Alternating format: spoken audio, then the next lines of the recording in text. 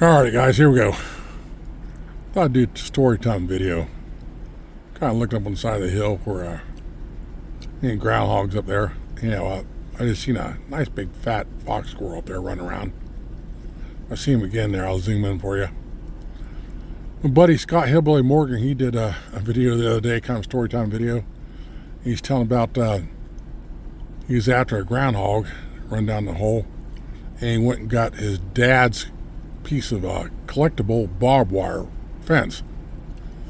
Now there's all kinds of old barbed wire manufacturers back in the day. I read up on all this. I seen a bunch of different types, and people collect barbed wire. Actually, there's probably hundreds of types. The type he had to explain how it had triangles on it. Said you're playing on barbs. It had triangles on it, sharp triangles. And his dad had a piece of that, so he used that to stick down the hole and twist it up, catch into the groundhog's fur. And his dad's mad because he uses collectible barbed wire. But when I was young, my brothers and I, we'd go groundhog hunting all the time. Not always just with rifles. We board something new, or maybe we didn't have any ammo. We'd go out and we'd chase a groundhog down the hole, and we'd go get the shovels and picks and axes, and we'd spend all day digging up a groundhog. Now, if you like on this hillside right here where you got trees and roots, it makes it a little rough. That's why you have the axe. Cut through some of the roots. If it's not in a treed area, it's a little easier. But groundhogs, you guys out west don't have the groundhogs right there. Groundhogs usually have at least 3 holes. They're one main hole they use and a couple of escape holes. They got more than that. But we would start digging and we'd follow the tunnels. And they can go for, 20, 25 feet, something like that. Each and cut off and go a different direction. And it get up, 3-4 foot deep, something like that sometimes right there. But there's a bunch of us digging it. So we kind of come up with a solution, something like Scott did, where we would take and get a nice limbery branch or a sapling, probably, I don't know, 8-10 feet long, something like that. Nice and flexible.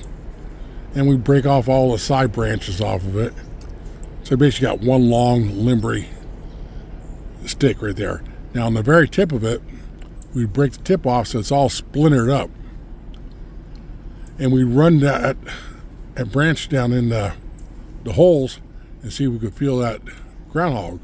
Now this didn't always work right there if you didn't, at least not at first, but sometimes it did.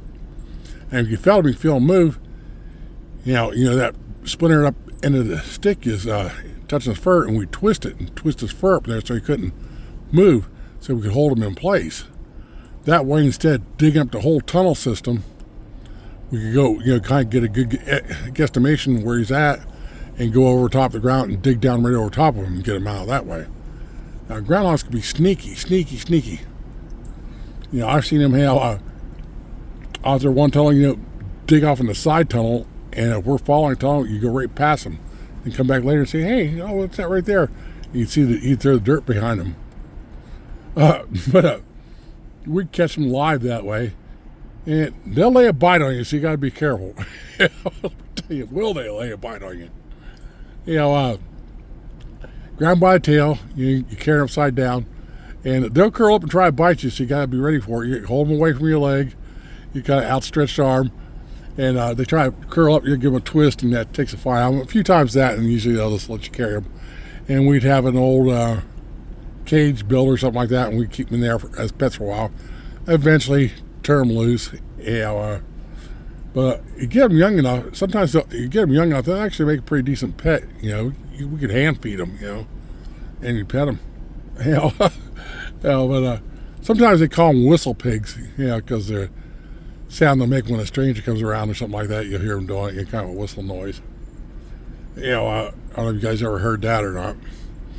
But we'd also, hunt groundhogs all the time. Groundhogs they're everywhere back east here. And if they make their holes or dens, in the pasture, cows can break a leg in the holes. For some reason, they like to come around and make their holes underneath the foundation of your barns and your garages and your sheds and stuff like that, and ruin your foundation if you're not careful. In fact, I had one a while back underneath my pole barn slab. But one of the funnest ones I ever did was out groundhog hunting. We used to do this when we were young. We're out behind the barn, and the ground kind of went down away from the barn, and the other side it went way out in the freshly plowed fields. They're all plowed and disc. So we had a step ladder out behind the barn, and we never had those guns with scopes that I remember back then. But we go out there with 22 with just iron sights, and we could see the fields all nothing that growing out, just all dirt. Since it's all just been plowed and stuff. I see the groundhogs out there. It could be 4, 5, 600 feet. I don't think 600 yards. It is ways out there. I don't know how far, but a long ways. Not ethical shots by no means. So we'd be standing up and rest on that step ladder behind there, and we'd take turns, and we'd have our iron sights jacked all up as far as it go, and then aim 10, 20, 30 feet up above the groundhog's head and shoot. And we could see where our rounds were landing because it make dust every time it hit dirt. And the groundhog might be 50 feet away from the groundhog. The groundhog will look like, what was that? You go back to don't whatever he's doing, and we'd shoot again. Maybe we get within 30 or 40 feet this time. We keep on zeroing in on him. There'd be another dust cloud that hit out there in the ground. Groundhog will look again. Finally, when you start getting in close to him, get him zeroed in right there, he'd run for his holes. Yeah, we did all the time. That was fun as all get out. I don't know if we ever actually got one, but we tried it all the time. That was fun. I still remember that right there. But I think the last time I tried digging up a groundhog, I think I was bored. I think about 19 years old. For something to do. You guys ever, let me know, you guys ever went out and dug up groundhogs when you was young? Or hunted groundhogs too. Let me know some of your stories stuff. All right. I thought I'd make for a good story time video. Let me know what you think, and we'll talk to you next time.